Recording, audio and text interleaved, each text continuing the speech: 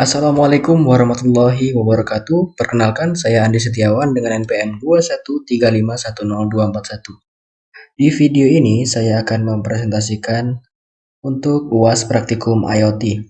Saya di sini merancang sebuah rangkaian sistem monitoring tanaman rumah kaca.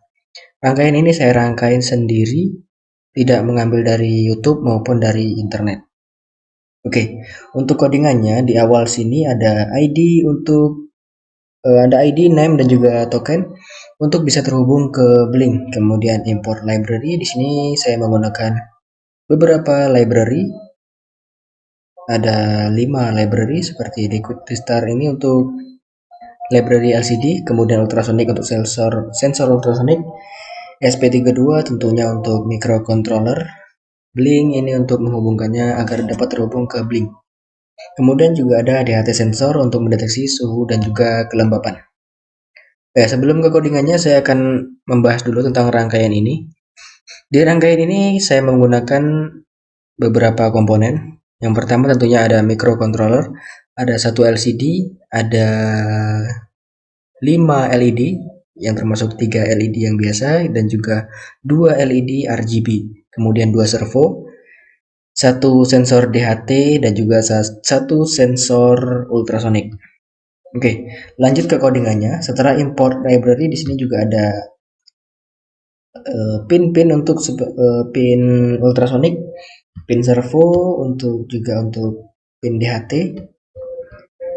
kemudian untuk variabel untuk pin, kemudian pin LED dan juga pin RGB.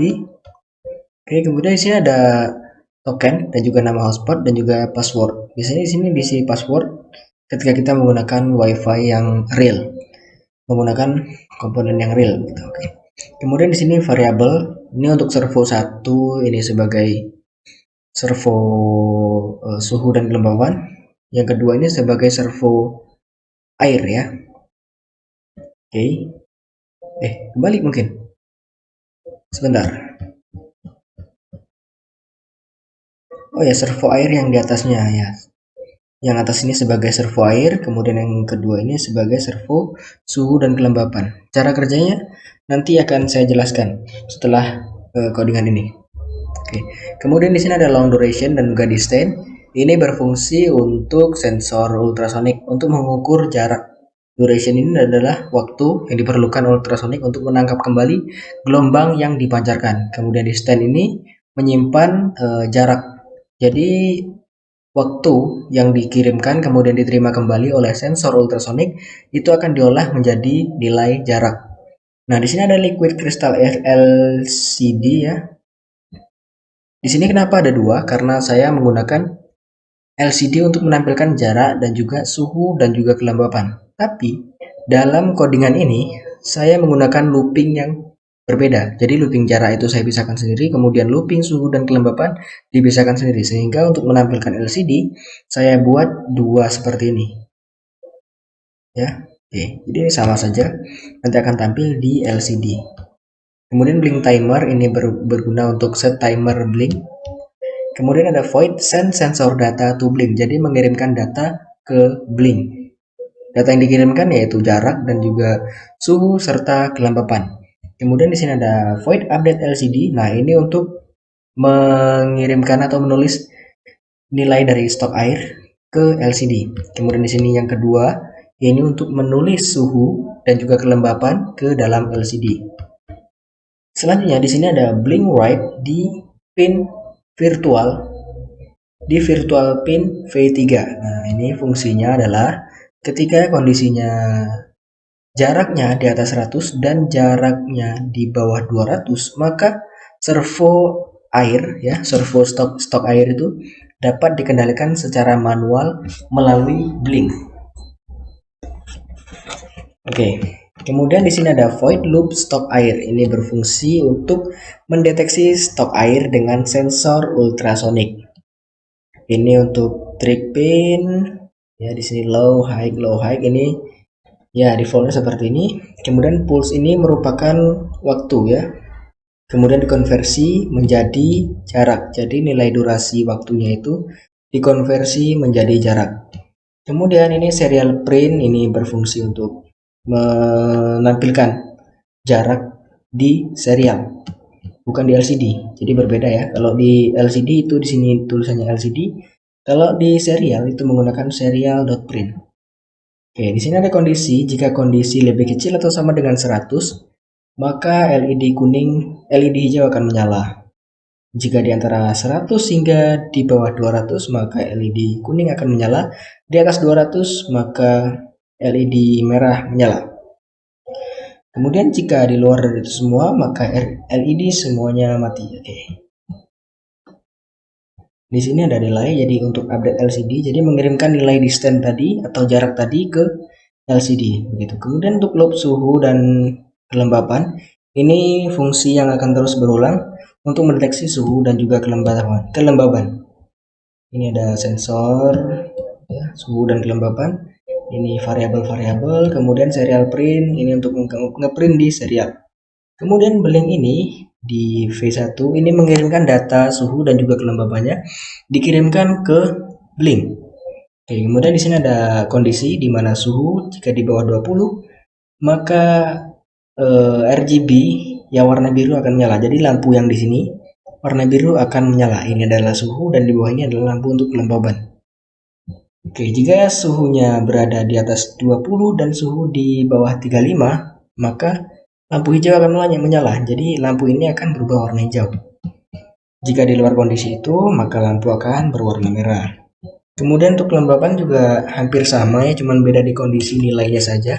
Jika di bawah 50, maka lampu merah menyala. Jika di atas 50 dan kelembapan di bawah 70, maka lampu hijau akan menyala. Jadi warna lampu ini akan berubah menjadi warna hijau. Kemudian jika kelembapan di atas 70, maka lampu akan berwarna biru. Artinya kelembapannya di sini sangat lembab, jadi warnanya biru. Kalau untuk suhu atau temperatur tadi, semakin minus maka semakin dingin. Jadi saya menggunakan warna biru sebagai dingin begitu. Oke, kemudian di sini kondisi untuk menyiram tanaman dengan membuka servo penyiraman. Jadi servo penyiramannya itu yang atas ini. Ini servo penyiraman. Jadi ketika kondisinya itu di bawah 50, kelembapannya di bawah 50 dan suhunya di atas 30, maka servo ini akan terbuka untuk menyiram tanaman. Jadi berbeda ya. Di sini ada dua servo. Servo yang pertama itu untuk servo stok air dan servo yang kedua untuk menyiram tanaman. Kemudian di sini update LCD menggunakan LCD yang kedua. Maksudnya di sini ya LCD yang sama, cuman diupdate berbeda fungsi saja begitu. Menggunakan fungsi update LCD 2. Di mana di dalamnya terdapat suhu dan juga kelembaban. Kemudian delay selama 1 detik. Oke. Kemudian ada fungsi my timer event. Ini berfungsi untuk temperatur dan juga humidity ya, atau kelembaban. Oke, kemudian ada void setup. Ini berfungsi untuk setup seluruh komponen. Ya. Di sini juga saya tambahkan untuk menampilkan nama dan juga npm. Kemudian void lookup ini berfungsi untuk melooping seluruhnya, stok air dan juga suhu kelembaban. Kemudian void loop yang terakhir di sini untuk mengaktifkan blink.run, kemudian dia juga untuk memanggil lookup. Ini void lookup. Oke. Mungkin ini saja ya. Oke, untuk cara kerjanya, jadi sensor ini akan mendeteksi jarak. Nah, sensor ultrasonic ini akan bekerja untuk mendeteksi stok air yang tersedia. Kemudian sensor DHT ini mendeteksi suhu dan juga kelembaban tanah, begitu. Nah, sensor ultrasonic ini akan digunakan untuk mendeteksi stok air tadi, ya.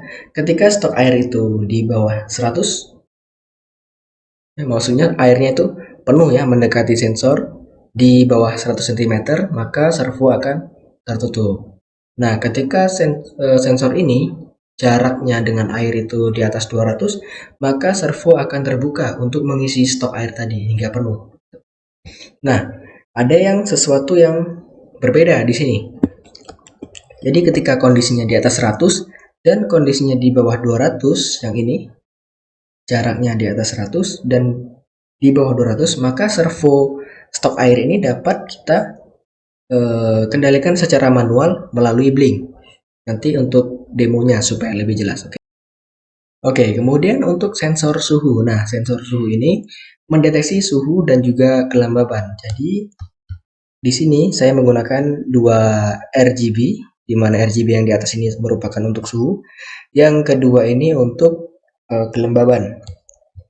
Begitu. Untuk kondisinya di sini tadi sudah saya jelaskan, untuk suhunya seperti ini dan untuk kelembabannya seperti ini. Jadi ini tidak bisa dikendalikan manual untuk servonya ya. Oke, mungkin cukup ya kita masuk ke blinknya.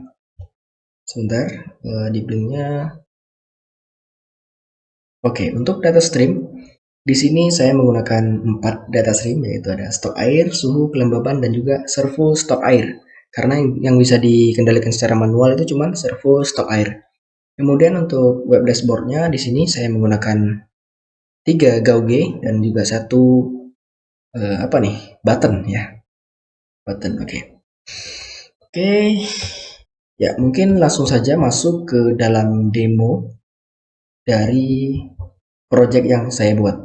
Oke, kita start dulu. Sebentar saya sambil ambil handphone. Oke, ya.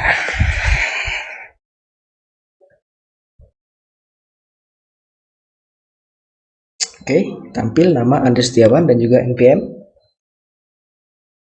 Di sini saya menggunakan monitor, menggunakan handphone, ya.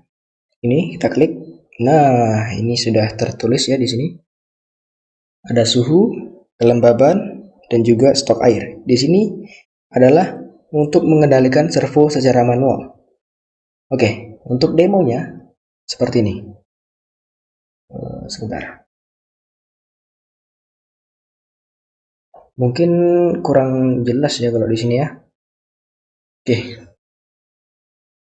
Kita setting dulu untuk jaraknya. Misalnya nih. Ini servo masih tertutup semua kan? Oke. Untuk servo misalnya airnya habis di atas 200, jadi kan jaraknya jauh tuh sama sensor. Maka servo air ini akan terbuka. Oke, jaraknya di sini berapa? 216 cm. Nah, di sini juga tertulis nih, 216 cm. Kemudian, ketika dia berada di bawah 100 cm, misalnya 74 cm, airnya itu sudah mendekati sensor, maka servonya otomatis tertutup. Di sini juga 74 cm ya, di sini. Oke, untuk mengendalikan servo ini, maka kondisinya harus di atas 100 dan di bawah 200. Nah, servo airnya itu bisa dikendalikan secara manual. Misalnya nih, di 131 cm. Kita buka ya servonya. Tunggu, ini sudah terbuka tulisannya cuman. Nah, otomatis servo yang di situ akan ikut terbuka. Coba kita tutup.